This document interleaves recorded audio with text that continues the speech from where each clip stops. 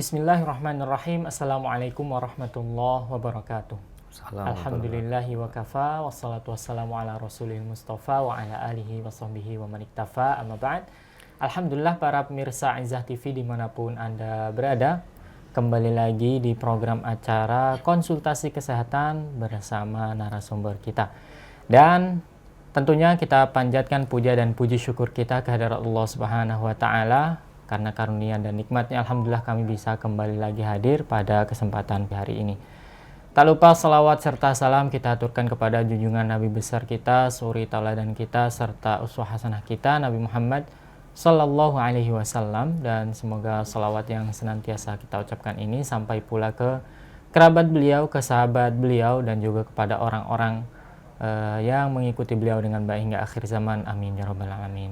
Ikhwatal Islam, para pemirsa Izzah TV dimanapun Anda berada, alhamdulillah pada kesempatan kali ini kita kedatangan narasumber Dr. Alpino Maulana Azmi, SPPD Finasim, spesialis penyakit dalam di Rumah Sakit Arafah. Kita akan sapa beliau terlebih dahulu. Assalamualaikum dokter. Waalaikumsalam warahmatullahi wabarakatuh. Gimana kabarnya dokter? Alhamdulillah sehat. Alhamdulillah sehat ya dokter, Masya Allah, alhamdulillah. Akhirnya dokter bisa datang ke sini. Semoga dokter dan juga keluarga senantiasa dijaga kesehatannya oleh Allah Subhanahu wa Ta'ala. Dimudahkan urusannya dalam kebaikan juga dalam ketaatan. Nah dokter, pada kesempatan kali ini kita akan membahas tentang meningkatkan kesejahteraan dan kualitas hidup penyandang diabetes di usia produktif dalam rangka hari diabetes nasional ya dokter, tanggal dunia juga. Iya dunia ya, ya Masya Allah. dunia. Jadi tanggal 14 sebelumnya ya, dokter. 14. Jadi seperti itu. Kita akan bahas tentang diabetes yang mungkin kita lebih mengenalnya penyakit gula gitu ya dokter. Penyakit gula. Nah mungkin bisa menjelaskan dokter mungkin latar belakang dulu. Kenapa kok bisa diabetes ini bisa harus ada kesejahteraan bagi yang punya diabetes. Emang diabetes itu seperti apa sih dokter? Oke, sebelumnya terima kasih. Sebenarnya kita balik lagi di hari diabetes dunia ini tanggal 14 November 2025.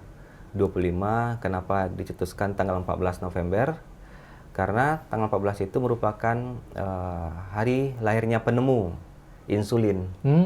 Makanya dicetuskanlah tanggal 14, yaitu Sir Frederick B yang tahun 1922. Itu awalnya, makanya tanggal 14 hari dunia diabetes. Jadi kalau untuk diabetes sendiri, di mana terjadinya peningkatan gula darah dan tidak sensitifnya insulin yang ada di pankreasnya, sehingga menyebabkan terjadinya kerusakan di sel betanya. Nah, itulah diabetes itu, apa yang bisa terjadi, peningkatan gula darahnya. Gitu. Jadi kalau misalnya insulin nggak ditemukan dokter, nah ini gimana, apa yang terjadi gitu dokter? Kalau insulin ditemukan, dulu itu banyak orang yang diabetes dan frustasi, penyakitnya tidak bisa sembuh, terus tidak bisa menaikkan insulin tubuhnya, makanya ditemukanlah insulin. Makanya sekarang angka harapan hidupnya lebih tinggi, lebih bagus dibandingkan sebelum-sebelumnya. Atau yang enggak suntik insulin sama sekali. Suntik insulin sama sekali, dengan obat tidak cukup, makanya dengan insulin, oh ternyata insulin bisa memperbaikinya. Walaupun di awal-awal itu banyak pro dan kontra juga.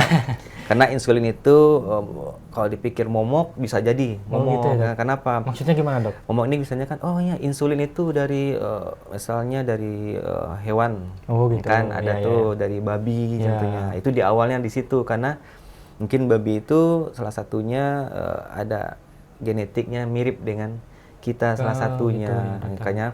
Tapi sekarang teknologi udah maju. Jadi nggak pakai ini lagi, dipakai genetik dia. Jadi nggak dari hewan itu lagi. Ada banyak sekarang udah keluar. Jadi yang dipikirkan, oh ini dari ini nggak boleh ini gitu.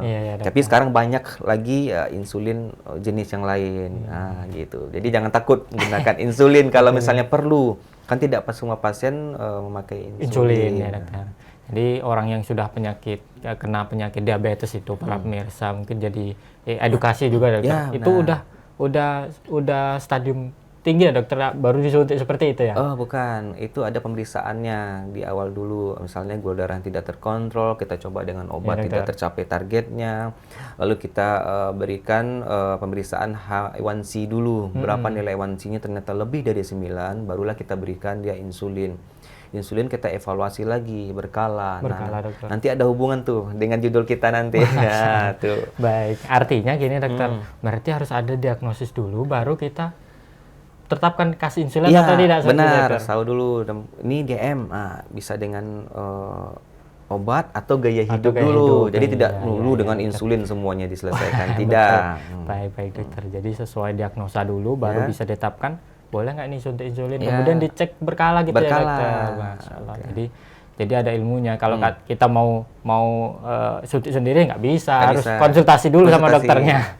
Baik, ngomongin konsultasi, beliau Dokter Pino ini mengisi atau jalur prakteknya di Rumah Sakit Islam Arafah itu di setiap hari Senin dan juga Sabtu ya dokter. Senin sampai Sabtu ya. Sampai Sabtu. Senin sampai Sabtu di jam 4 jam setengah 4 waktu Indonesia bagian barat. Jadi para pemirsa yang ingin konsultasi dengan Dokter Pino bisa datang ke Rumah Sakit Arafah di jam yang sudah ditentukan tadi, setengah 4 ya dokter. Setengah 4. Tinggal kontrol di sana nanti.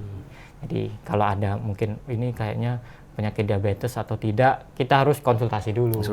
Rasanya lemes-lemes ini kenapa ya dok? Apakah gula atau tidak? Kita harus kontrol dulu. Harus periksa dulu gulanya. Periksa dulu. Baik dokter, terima kasih.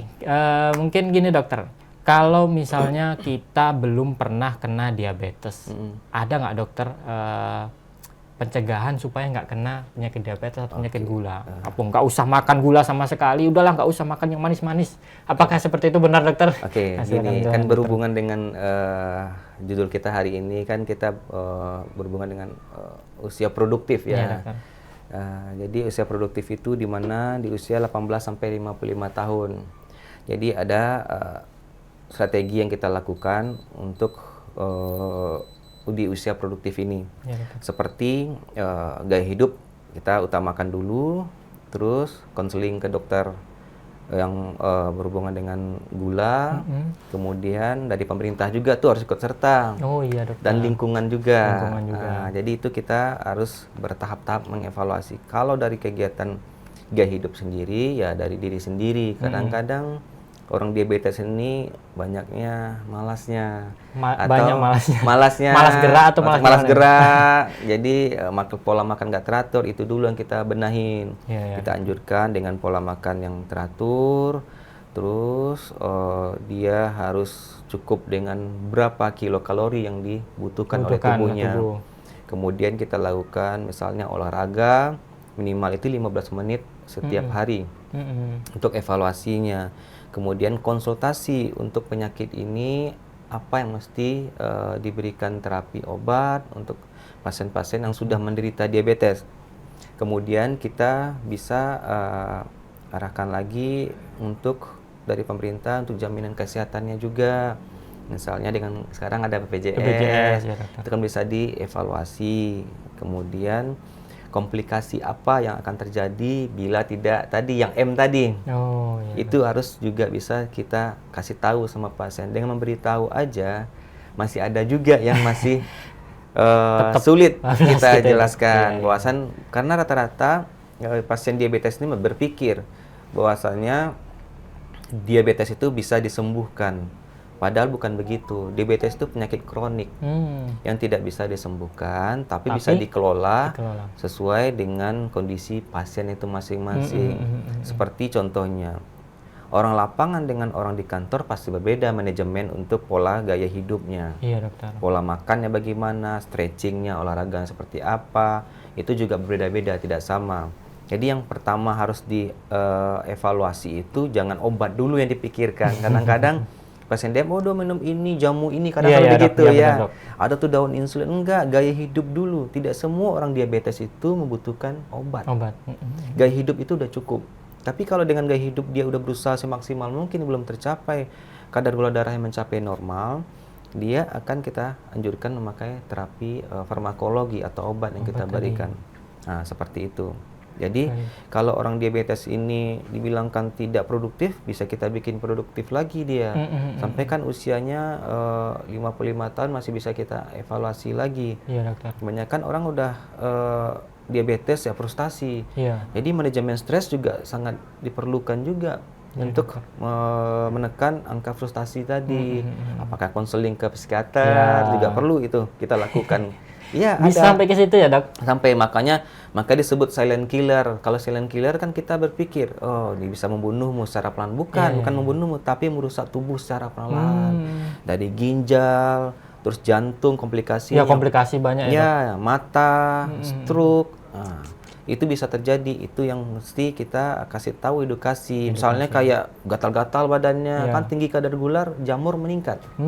Sampai seperti itu komplikasinya. Dan dengan mencegah komplikasi, maka produktivitas untuk pasien produktif akan bisa lebih bagus. Jadi masih bisa survive tuh. Jadi jangan anggap rendah tuh, biasanya kan gitu. Nah, seperti itu. Jadi mungkin artinya gini, dia udah kena diabetes, aduh udahlah pasrah nggak ada lagi nih. Banyak pasien yang banyak gitu ya, Dok? Ya, banyak seperti itu. Jadi udahlah, apalagi aduh udah sakit begini, nggak bisa ini, nggak bisa itu. Padahal masih bisa produktif karena jadi itu yang saya bilang tadi, jadi momok, jadi yang menakutkan. Enggak seperti itu juga. Ya. Baik. Terima kasih, dokter. Jadi para penyandang diabetes mungkin yang sudah kena jangan putus asa gitu ya. Dokter pasti punya edukasi untuk para pemirsa, para penyandang diabetes tadi. Nah, dokter, kalau sudah terkena diabetes, misalnya qadarullah ada yang harus diamputasi karena sudah parah gitu, Dok. Itu kan pernah kejadian seperti itu, dokter. Sering terjadi. Nah, sering terjadi seperti itu. Nah, biasanya dokter tuh kasih edukasi seperti apa sih biar pasiennya ini mau? Biasanya, Dok, pasiennya kadang kan berpikir-pikir, Dok, aduh ya Allah. Yang sudah diamputasi ya? Iya, itu terima kasih. Jadi gini, kalau pasien-pasien diabetes yang sudah komplikasi, biasanya itu vaskuler yang bermasalah, maksudnya aliran darahnya yang terganggu sehingga jadinya hambatan. Jadi kayak seperti tidak adanya oksigen yang sampai ke kaki. Jadi terjadilah prosesnya nggak langsung amputasi, jangan langsung amputasi sebenarnya di awalnya. Dievaluasi dulu apakah masih bisa kita pertahankan kakinya atau dengan pembaikan luka yang adekuat atau yang lebih komprehensif. Secara evaluasinya, kalau misalnya memang sudah terjadi amputasi, kita memberikan edukasi. Tidak semua pasien yang dilakukan amputasi akibat gula itu angka harapan hidupnya menjadi menurun atau produktivitas juga menurun. Kan masih bisa dibikin kaki yang palsu untuk ininya. Jadi estetiknya jadi lebih bagus lagi. Ada itu yang mikirnya. Jadi itulah suatu yang dibilang jangan langsung amputasi atau apa. Jadi kita harus mikirnya, oh masih bisa produktif karena masih ada tangan yang bisa kita lakukan untuk kegiatan misalnya apa yang kita kerjakan bisa. Jadi harus bisa menjelaskan bahwasannya pasien-pasien yang amputasi itu suatu yang momok yang menakutkan juga karena kalau memang sudah diamputasi berarti ada hal yang tidak bisa kita selamatkan karena walaupun kita selamatkan sungguh sangat berbahaya. Misalnya dibiarkan terus, jadinya nanti namanya gas menjalar, dia ada gas yang masuk, kan namanya istilahnya kasarnya itu jaringan mati jadi bangke dia. Jadi nggak bisa lagi dipertahankan kalau kondisinya memang harus dilakukan amputasi seperti itu. Ini kalau ada luka-luka kecil kok nggak sembuh-sembuh itu segera diperiksa ya, Dok? Bisa, kan kita ada Vaskes 1 atau Puskesmas, bisa dulu dicek kadar gula darahnya berapa. Apakah misalnya setelah makan sampai 200 ke atas, kita masih mencurigai. Dilakukan lagi pemeriksaan yang puasanya tinggi lebih dari 150. Itu udah satu mencurigakan juga. Kita lanjutkan klinis si pasien bagaimana. Itu juga kan kita evaluasi. Ditambah lagi nanti pemeriksaan yang berkala seperti yang saya ceritain tadi. Puasannya pemeriksaan mata, fungsi ginjal, kan ada tuh plannya itu rencana yang di Vaskes 1 namanya Prolanis, pengecekan berkala kayak A1C itu. A1C sangat diperlukan untuk mengontrolnya, mengetahui. Nah, jadi ada yang perlu diperiksa atau tidak seperti itu. Benar, ada yang diperiksa, ada kelainan atau tidak, ada yang perlu dievaluasi lagi atau tidak, bisa seperti itu. Ini biasanya kalau ada luka ya segera diperiksa seperti itu. Jangan dibiarkan, atau mungkin masyarakat kita kurang edukasi jadi nanti ke rumah sakit lagi malah dipotong langsung. Ya, Wah, ini bahaya. Bahaya, nggak sampai seperti Nggak sampai seperti itu ya? Nggak, jadi harus ada pemeriksaan lengkap dulu, bukan main amputasi aja, nggak. Biasanya kita akan evaluasi pemeriksaan berkala, atau kita konsulkan untuk ke bedah vaskuler dulu. Iya, Bukan langsung kadang menanyakan tentang dokter bedah, ini pakai operasi nih. Enggak seperti itu. Iya, Karena dokter. itu mindset yang lama seperti itu mikirnya. Kalau udah ke bedah berarti dioperasi. Enggak. Kita minta edukasi, penjelasan bahwasanya orang diabetes ini perlu dilakukan namanya ABI, Ankle Brachial Index-nya. Bagaimana?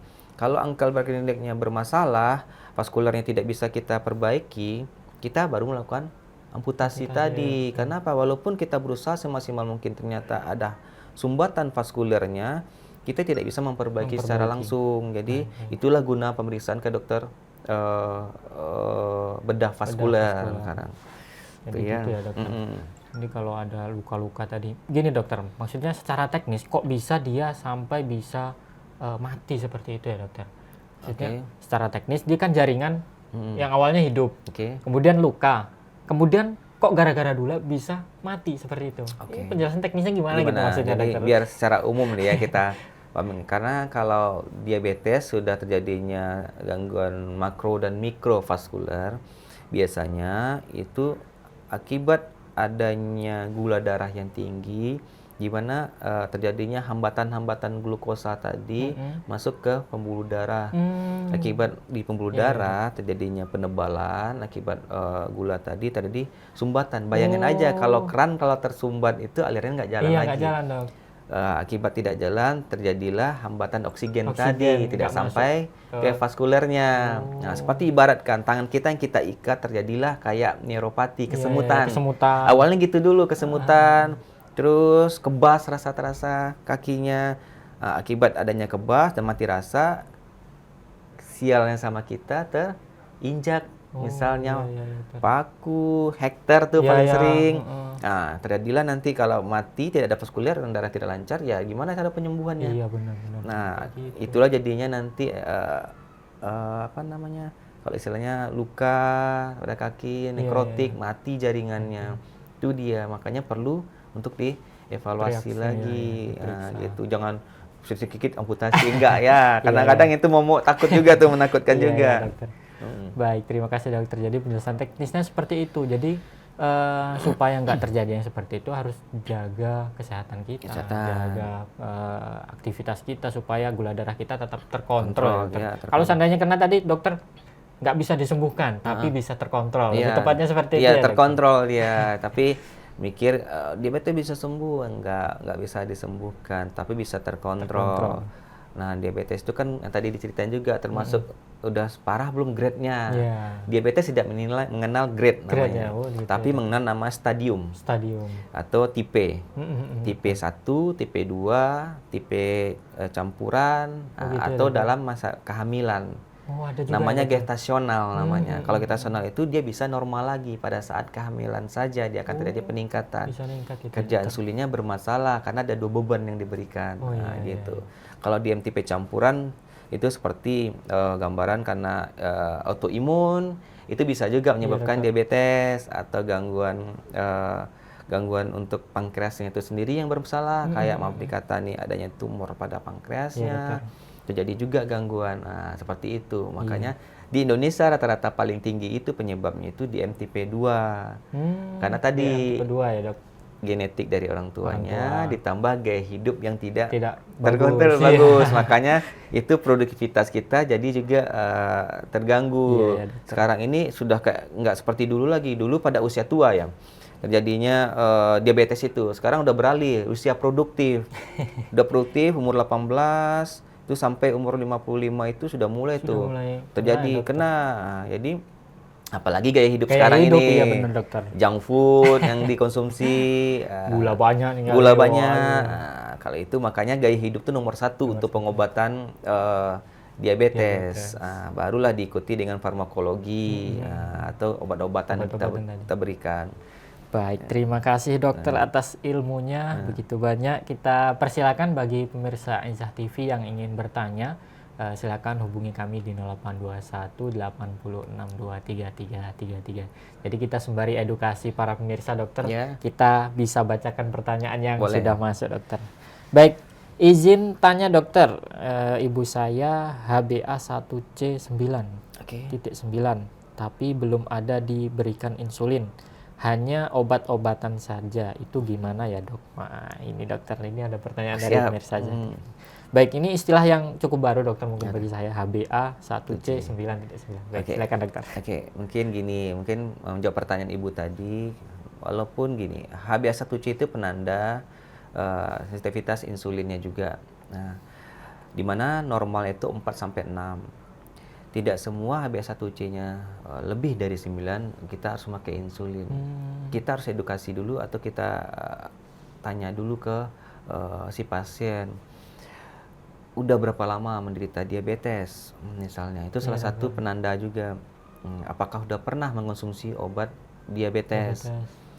Kalau sudah mengonsumsi obat diabetes, udah kita evaluasi ternyata tidak terjadi perbaikan A1C-nya, baru kita akan menggunakan insulin untuk pengobatan diabetesnya. Nah, itu mungkin kalau misalnya sudah dilakukan terapi obat, 3 kombinasi obat, sudah banyak obat yang kita berikan, ternyata kadar HbA1c-nya nggak turun-turun. Iya dokter. Artinya si ibu tadi gula darahnya tidak pernah mencapai normal. Normal itu yang puasa itu 110, 2 jam setelah makan itu rata-rata itu 140 sampai 150. Jadi bila tidak tercapai target itu, biasanya HbA1c tadi tidak akan terjadi perbaikan. Iya dokter. Nah, akibat tidak terjadi perbaikan, dengan obat sudah kita berikan, barulah kita berikan insulin. Insulin ini untuk merangsang supaya insulin di tubuhnya bisa bekerja lagi secara aktif, walaupun tidak sepenuhnya bekerja secara aktif, sehingga sedikit banyaknya memperbaikinya. Dengan memberikan insulin, maka kadar A1C tadi juga akan makin turun. Nah, itu pun akan bertahap dan harus dievaluasi lagi. 3 sampai 6 bulan kita evaluasi lagi untuk melihat proses pengobatan ini sudah tercapai belum. Kalau belum tercapai, kita bisa melihat lagi, cek gula darah harian pagi sebelum makan pagi dan 2 jam setelah makan pagi, berapa nilainya. Kalau udah tercapai, kita lanjutkan dengan terapi pemberian unit insulin. Kalau belum tercapai, coba kita evaluasi lagi, makannya bagaimana, apakah sudah sesuai dengan target yang kita inginkan. Contoh, kalau dia bekerja di perkantoran, pasti kadar makanannya itu harus kita sesuaikan, diturunkan. Misal dengan 1 centong makan cukup, enggak, nanti kita tambahin lagi dengan ikan, kan cemilan ada nanti. Belum lagi ininya harus kita takarin. Jadi minimal tergantung berat badannya berapa. Ada yang 1.700 kilokalori dibutuhkan, ada yang 1.600, ada yang 2.000. Tergantung kebutuhan si pasien. Makanya diabetes ini sifatnya individu. A, B, C, D, jenis pasiennya pasti berbeda-beda. Apakah sudah terjadi komplikasi apa belum? Beda lagi tuh evaluasinya. Dan kita berikan terapi obat. Jadi jangan dikira orang tua saya sakit gula, nah ya obatnya samalah dengan saya nanti. Itu belum tentu. Ternyata si anaknya ini bisa dengan olahraga aja. Dokter. Atau dengan 1 obat, ternyata si ayahnya udah pakai insulin. Nah, seperti itu. Jadi tidak sama pengobatannya itu. Makanya saya bilang, sifat dari gula itu individu, walaupun terapi pelaksanaannya sama. Nah, gitu. Jadi tiap pasien beda-beda, keadaannya beda-beda, diagnosisnya beda-beda, dikasihnya pun beda-beda. Tergantung komplikasi, kegiatannya apa, pekerjaannya apa, dosisnya pun berbeda. Nah, itu dia pasti tidak akan pernah sama dianya. Baik, terima kasih dokter atas jawabannya untuk pertanyaan yang sudah masuk tadi. Masih kami persilakan bagi pemirsa Aisyah TV yang ingin bertanya, silakan hubungi kami di 0821 8062 3333. Dokter, ini ada pertanyaan. Sering merasa capek, lelah, dan sering buang air kecil pada malam hari. Khawatir jangan-jangan ini gejala diabetes, dokter. Apakah tanda-tanda seperti itu harus segera diperiksa? cepat lelah, buang air kecil malam hari. Oke. Sering. Terima kasih pertanyaannya. Itu misalnya pada pasien diabetes itu salah satu gejala yang ditimbulkan. Tidak semua juga pasien diabetes menimbulkan gejala sering kencing malam hari. Terus apa lagi tadi? Kemudian cepat lelah. Cepat lelah, tidak juga begitu. Ada yang tanpa keluhan sama sekali si pasiennya. Tanpa keluhan. Tanpa keluhan. Nampaknya sehat-sehat sehat saja. aja. Pas kebetulan dicek gula darahnya tinggi bisa sampai 200. Itu salah satu sign-nya. Nah, boleh itu kita cek, misalnya gula darah sebelum makan pagi berapa, 2 jam setelah makan pagi berapa. Makanya dicek nanti, ditambah pemeriksaan berkala namanya HbA1c. Oh, yang tadi ya, Dok. Tadi. Dan dievaluasi lagi, tanya lagi apakah ada turunan dari orang tua atau tidak. Jadi kalau misalnya ada orang tua, mungkin itu salah satu gejala yang ditimbulkan. Nah, tapi jangan langsung, ini udah diabetes hanya belum. Nanti ada namanya prediabetik namanya. Apa itu, Dok? Itu keadaan akan menuju diabetes. Oh, gitu. Ditandai dengan klinis ditambah dengan tingginya gula darah dari normal. Walaupun tingginya sedikit, itu sudah tanda-tanda. Oh, gitu. Kalau dibiarkan terus akan menjadi diabetes dia nanti. Dan itu tidak bisa mundur. Jadi prediabetik lagi, nggak bisa. Nah, dia ada DM ya sudah jadi diabetes, cuma bisa dikontrol tadi. Baik. Terima kasih atas jawabannya. Jadi artinya harus kontrol ya, Dok? Kontrol, periksa dulu. periksa berkala, untuk menyatakan. Kadang-kadang orang berpikir udah lelah, tanya lagi dengan pekerjaannya bagaimana. Ternyata kerjaannya berat, ya melelahkan juga. Atau mengonsumsi obat-obatan tertentu yang udah ada, misalnya hipertensi. Oh iya. Nah, jadi obat hipertensi itu juga sering menyebabkan diuretiknya meningkat atau urinnya meningkat. Oh gitu. Jadi sering kencing jadinya. Kayak misal amlodipin, contoh amlodipin. Kalau seperti itu kita ganti dulu. Makannya malam ya, sering kencing jadinya. Tukar jadi pagi. Apakah tetap masih kencing-kencing juga? Ternyata tidak. Berarti itulah salah satu penyebabnya. Gitu. Jadi nggak langsung berpikir, DM. Tapi itu untuk screeningnya boleh kita lihat kondisinya juga. Terima kasih dokter atas jawabannya. Kita beralih ke pertanyaan selanjutnya, dokter. Ini mungkin ini kayaknya sama seperti tadi, dokter. Saya pernah membaca bahwa diabetes tidak bisa sembuh total, hanya dapat dikontrol. Seperti tadi maksudnya, dokter. Apakah benar demikian? Benar ya, Dok? Benar demikian. Tadi udah dijelaskan juga ya. Kemudian ini masih menyambung, Dok. Usia masih 20-an tapi sering merasa cepat lapar dan mudah haus. Cepat lapar, mudah haus. Apakah gejala ini juga mengarah ke diabetes meskipun usia saya masih produktif? Oke. Jadi seperti yang sudah dijelaskan tadi, bahwasannya kita harus mengkaji lagi untuk usia 18 tahun sampai 55 tahun itu kan sering terjadinya peningkatan kadar gula darah. Jadi kalau untuk yang kasus tadi, untuk gejalanya itu bisa salah satunya yang ditimbulkan. Tapi kita harus mengkaji bahwasannya dari ada riwayat orang tua atau tidak sebelumnya. Kita harus tahu dulu, kalau ada mungkin itu sudah mulai salah satu tandanya.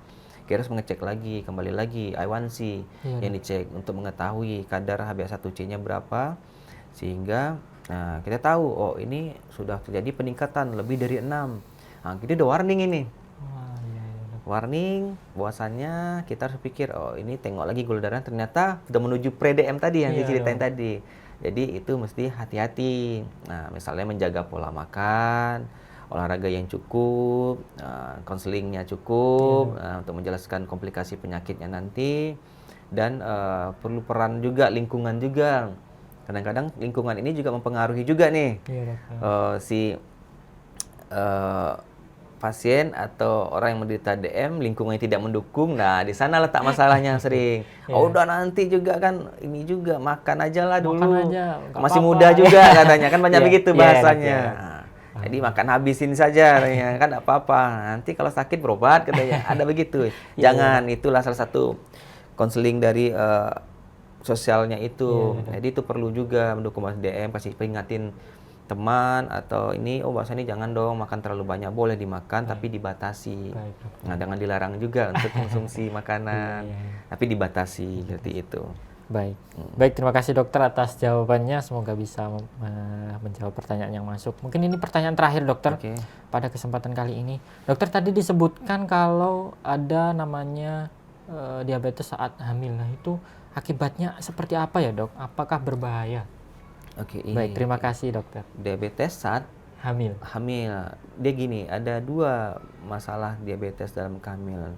Apakah sudah diabetes dulu atau saat kehamilan? Saat kehamilan. Dia berbeda itu. Iya, beda ya, Dok. Kalau diabetes sebelum kehamilan sudah terjadi, tergantung obat apa yang dikonsumsi.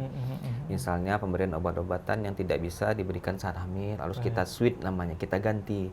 Contoh yang paling safe itu ya insulin tadi, sangat berguna. Itulah salah satu contoh tadi, insulin. Insulin kita berikan untuk menjaga agar kadar gula darah tidak terlalu tinggi. Akibat terlalu tinggi nanti efeknya ada ke janin. Tumbuhnya terlalu gemuk. Jadi gitu. anak juga nanti yang dilahirkan akan menderita diabetes juga. Gitu ya, berisiko kuat berisiko dia. gitu ya. Nah, Jadi itu berbahaya, Dok. berbahaya nanti. Jadi ada yang gestasional di kondisinya saat kehamilan, berarti cuma saat kehamilan saja terjadi peningkatan. Itu harus dicek berkala, seperti gula darah, namanya toleransi gula darah. Nah, jadi kita tes dia gula darahnya seperti apa.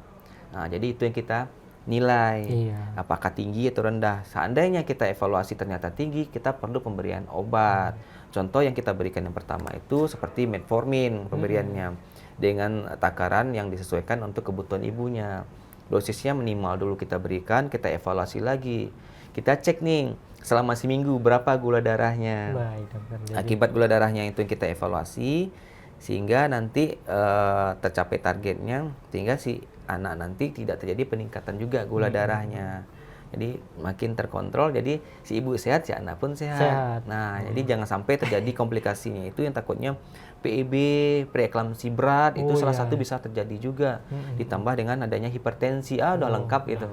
Nah, makin bahaya lagi. Ada akibat dari hipertensi itu sendiri terjadi. Dan apalagi dia jadi makin berbahaya untuk si ibu. Makanya itulah konseling untuk evaluasi terhadap penyakit itu sendiri. Menjaga pola makan. Kalau dalam kehamilan kita harus konsul ke dokter kandungan juga berkala, ditambah dengan penyakit dalam. Jadi sejalan semuanya. Makanya saling komprehensif, saling berhubungan, saling bekerja sama. Seperti itu. Baik, terima kasih dokter atas jawabannya. Semoga bisa menjawab pertanyaan yang sudah masuk. Artinya ya dia harus tetap kontrol ya, Dok. Ya, apalagi kehamilan kan biasanya sebulan sekali atau trimester dia biasanya. Trimester pertama, semester kedua, semester ketiga itu yang biasanya kita gitu. Nanti diperiksa berkala setiap semester itu. Jadi kita tahu perkembangan si janin, apa yang terjadi sama si ibu. Nanti mau lahiran seperti apa, tindakan apa, apakah perlu operasi, kalau misalnya berbahaya atau bagaimana, ada komplikasi, nanti akan dikonsulkan juga ke bagian-bagian dokter yang lainnya gitu. Jadi buat ibu semoga bisa lancar ya seperti itu. Baik, dokter, mungkin tadi adalah pertanyaan terakhir pada kesempatan kali ini. Mungkin dokter ada sepatah dua patah kata untuk para pemirsa Aizah TV agar hidup lebih sehat dan meninggalkan terhindar dari diabetes. Gini, jadi untuk kondisi atau sesuai judul kita saat ini yang di usia produktif, itu kita harus tetap semangat untuk berobat kalau menderita diabetes. Terus jangan putus asa untuk kondisi diabetes. Konseling, berobat ke dokter untuk menanyakan pengobatan apa yang paling bagus. Terus yang paling utama sekali olahraga. Pola makan harus dijaga sama pasien-pasien untuk diabetes. Dengan memperbaiki pola makan, semuanya gula yang terkontrol, sehingga produktivitas atau kerja kita jadi maksimal, tidak setengah-setengah bekerja. Jadi inti dari diabetes itu yang pertama pola gaya hidup sehat. Yang kedua berobat teratur. Yang ketiga lingkungan tadi yang saya bilang harus bisa mendukung dengan kondisi diabetes si penderita DM tadi. Baik, terima kasih dokter atas edukasi bagi pemirsa Aizah TV. karena waktu dokter mungkin kita cukupkan dulu Oke. siaran kita pada kesempatan kali ini. Kami ucapkan terima kasih kepada Dokter Pino yang sudah mengisi materi pada kesempatan kali ini. Semoga bisa mengisi kembali ya dokter. Oke, terima kasih. Dengan judul yang lainnya, yang perlu. bisa mengedukasi lagi ke pemirsa Izzah TV dimanapun Anda berada. Terima kasih sekali lagi dokter. Kami juga ucapkan terima kasih, syukron, jazakumullahu khairan kepada seluruh pemirsa Izzah TV yang sudah ikut bergabung pada acara kesempatan pagi hari ini. Semoga Allah Subhanahu wa taala mudahkan urusan kita semua dalam kebaikan juga dalam ketaatan, dan Allah hindarkan kita dari penyakit-penyakit berbahaya seperti penyakit diabetes dan penyakit-penyakit lainnya. Amin ya rabbal alamin. Kita cukupkan pertemuan kita kali ini dengan doa kafaratul majlis. Subhanakallahumma bihamdik asyhadu an la ilaha illa anta astaghfiruka wa atubu ilaik. Wassalamualaikum warahmatullahi wabarakatuh. Waalaikumsalam.